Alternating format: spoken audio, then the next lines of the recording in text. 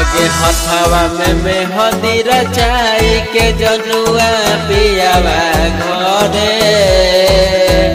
चल जई गे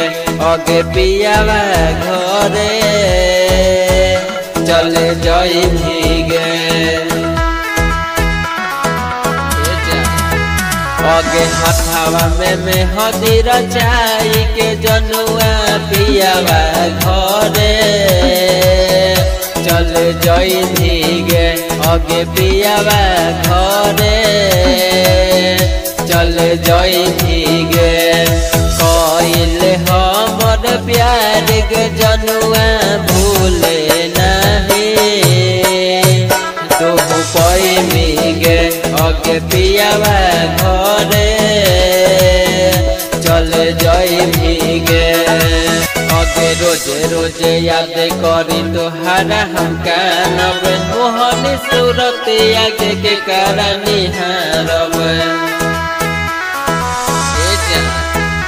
अगे रोजे रोजे याद करी तोहारा हम कानब मोहनी सूरत आगे के करनी हारब मिले खातिर हमारा से जनुआ नंबर देके अगे जई गे जान पियावा घरे चल जई गे हथवा में मेहंदी रचाई के जनुआ पियावा घरे चल जई गे अगे पियावा घरे चल जई गे अगे कुछो के बहाना के मिले चले आई है अपना मजनुआ के जाने तू भूलई है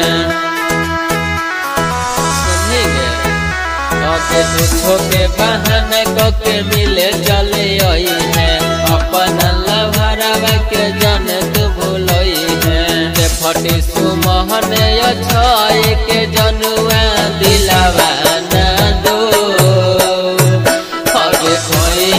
गे जान जनुआ से मिले चले आई गे हथवा में मेहंदी रचाई के जनुआ पियावा घरे